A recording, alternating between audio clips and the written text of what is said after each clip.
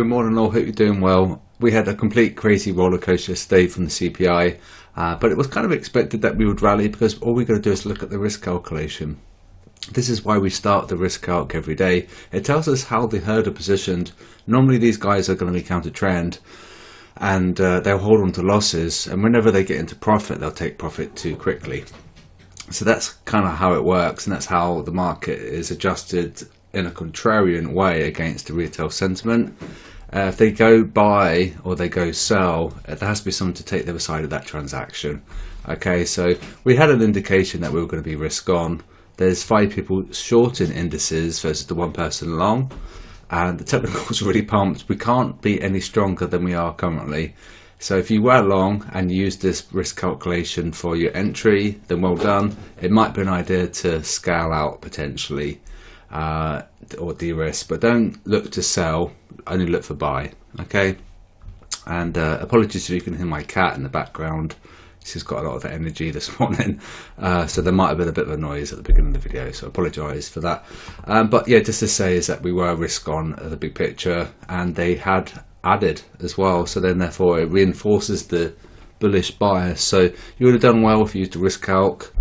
You would have done very well yesterday if you used this on its own. Okay, the change from last week as follows. So we're Wednesday, so we've got a little bit more green on DAX, a little bit more green on pound USD, but do note that move could have already been because it really moved yesterday. EU as well also moved. Dollar Swiss also moved for a sell, but like I say, it might have done its move after the CPI. Okay, so this might change by tomorrow. Okay, see the breakdown of the indices. Look at that. The Russell 2000 5% pump. VIX dumped 4%. Treasury yields dumped 4%. This is the 10-year Treasury yield, and dollar dumped as well. Tesla rallied 6%. So very risk on day. QDB scores, and we are cross yen at the top. Okay, and down here we've got dollar CAD, CAD Swiss, dollar Swiss. We're changing in real time, so do note we're quite extreme on a couple of things down here, and we're a little bit extreme on EJ as well. 7%. There's 93% of people trying to short EJ right now, so they might have to be squeezed. So we're probably going to see this price performance come up just to punish them. Very extreme. So that's going to be a potential reversal when that gets below 5%. Okay, if they add to that bias. They've really shorted New Zealand dollar, and of course by selling it you can see price pump. All right, so it just proves what happens there. And so we'll talk about the indices and gold. And before I talk about the indices and gold, we had a couple of GU pound USD trades that went to stop loss. It triggered 3 times, and so therefore we just had to intervene, and we just like put the robot to sleep, and we're going to waken the robot up later today. And it just proves that our tight stops, we kind of shot ourselves in the foot a little bit with our tight stops, but we need tight stops for risk management. So we had 3 losses on the GU yesterday, and we've got 1 GU trade running. And what I think is going to be the case is that we had the US inflation data, and we're having the UK inflation data.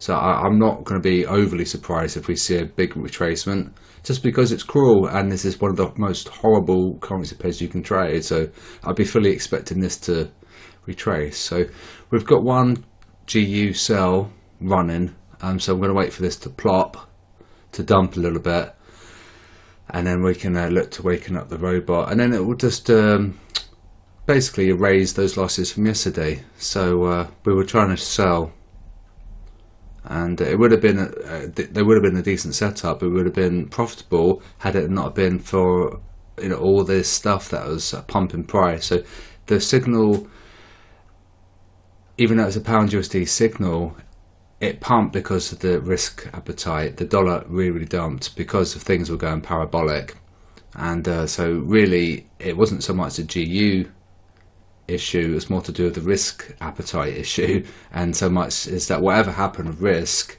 this would have been impacted, whatever happened. So even though the signal's looking at that particular currency pair, on a higher level, it really moved due to risk on, risk off flows. And we went very, very risk on yesterday, hence that. So we're not going to make any changes to the robot, no changes whatsoever, but I'll waken up the robot in a few hours, and then we can get some nice profits, because it's just going to be cruel, basically. And we're going to see a retracement. I expect we're going to see a bounce here. 1, 2, 4, 2, 6. You can understand why, hopefully. And that's going to be a nice place to TP. And then we can waken up the robot.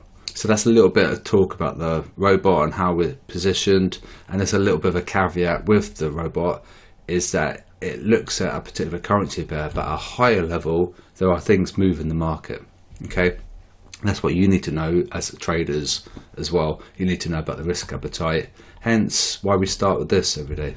Okay, that's like a very, very high level intraday directional bias. Okay, so gold, well, we can see we've got a bit of resistance from this bark. So 1969 was the level I was telling everyone in Discord, so keep an eye on that. It could theoretically be a stop loss, but do note that they're selling, so you wouldn't really want to be selling as they are. Okay, so you want them to be buying if you think that's going to be a resistance. So I think if they're selling it, that might be a good support. Okay, so 1970, and probably be careful we're about up here, because we know there's a weekly supply at 2000. Okay, so be careful about getting a risk to reward.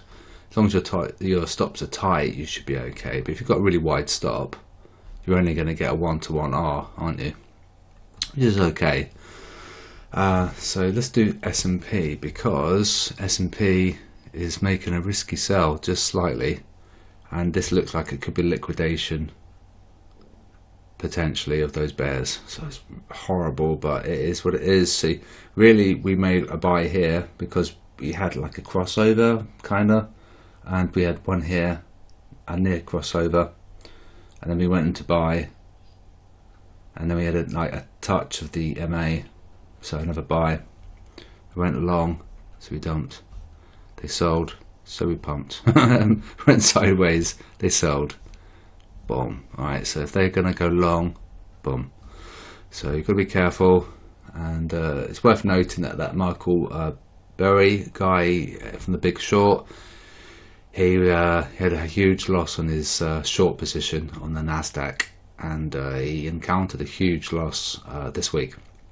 So one of the biggest bears on Wall Street capitulated. So that's of note. So it'd be really, really cool if this does dump now. Oh God, it'd be horrible. That's S&P and gold done. It was fairly a little bit of retracement. See, we're making a risky sell. So this is possibly a liquidation, isn't it? Be very, very, very careful about selling. Okay, I wouldn't recommend selling it. You're looking for buys, all right? And DAX, and we haven't got the risky sell yet, but it's possible it might happen. So just basically, just to summarize, the robot did poorly yesterday, but there was forces acting upon the robot. So unfortunately, we went risk on, and so. You know, we pumped. I'm too cheap to get the TradingView license because I only use it a couple of times a day, and hence why we had the advert there. But yeah, so it's basically the risk appetite pumped, and because of that, it propelled pound USD higher. Also, I say it allowed the USD to dump. That's the reason for that pump. It wasn't anything really to do with the sentiment. It's to do with the risk appetite at a higher level. And it might be worth noting the yield to pump in a little bit this morning, so that is going to aid a bit of dollar strength. So that's the robot taken care of. If you're looking at indices, only look for buys, don't look for sells. And I'm going to be having a little bit of a break today because I realised I haven't left the house you know, since the weekend. So that's a bit crazy. I've not got any exercise whatsoever, so I'm going to be away a little bit this morning, and then when I come back we'll look at GU, and then I'll waken up the robot and we can make some nice profits on that.